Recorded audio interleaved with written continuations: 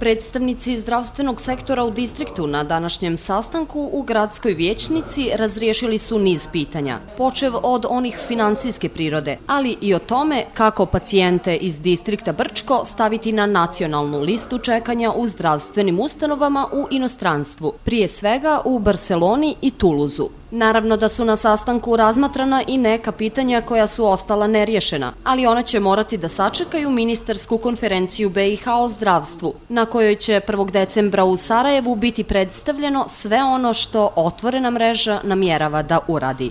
Ono što svakako prvo moramo uraditi, to je da napravimo našu listu čekanja, odnosno da vidimo koji su to pacijenti kod kojih je moguće uraditi transplantaciju i tu listu bi onda dostavili otvorenoj mreži koja bi preko tih svojih ugovora dostavila ovim zemljama, odnosno Francuskoj i Španiji.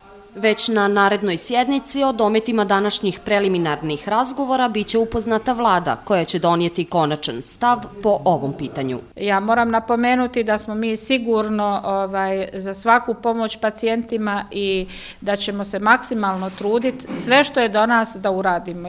Direktor otvorene mreže Almir Čehajić rekao je novinarima nakon sastanka da od vlade distrikta očekuje da uskoro sa ovom nevladinom organizacijom potpiše ugovor na osnovu kojeg bi pacijenti iz Brčkog bili hitno stavljeni na nacionalne liste čekanja u referentnim klinikama u Španiji i Francuskoj. Time bi bila stvorena mogućnost da se vrši transplantacija između različitih krvnih grupa, ali i omogućena edukacija ljekarima iz Brčkog u svjetskim zdravstvenim centrima, kao što je Barselona. I ono što sam beskrajno ponosan, da ukoliko neko dijete iz distrikta Brčko bude trebalo transplantaciju ili hitan zahvat u kome se ovisi život, da totalno besplatno bude spašeno u jednoj od najboljih klinika Španije u Barceloni.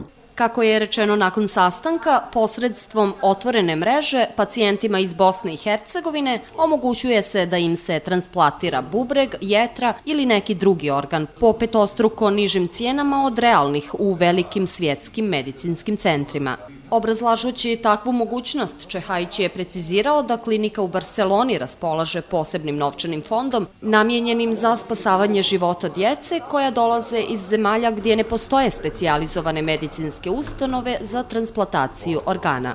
Nakon obraćanja novinarima, njega su ispred vijećnice dočekali mnogi građani koji u potpisivanju ugovora sa distriktom vide sopstveni ili spas svojih najbližih teško oboljelih. Ruku spasa od otvorene mreže vide i roditelji male Amele Čejvanović, koja boluje od teškog oblika tumora na mozgu. Godinu dana smo bili na hemoterapijama, već 2 godine deveramo s tim. Ostali pregledi, kontrole i tako to, međutim, to su veliki troškovi. Finansijski da nam pomogne da bi dijete moglo dalje da ide na liječenja, da bi je stavili na noge. Na njene noge da je omogućimo koliko toliko dobro za život, da ona može da bude samostalna, koliko toliko. Svi ovi ljudi vjeruju da je sada njihova sudbina u rukama lokalne vlade, jer mnogi čekaju na transplantaciju nekog od teško oboljelih organa.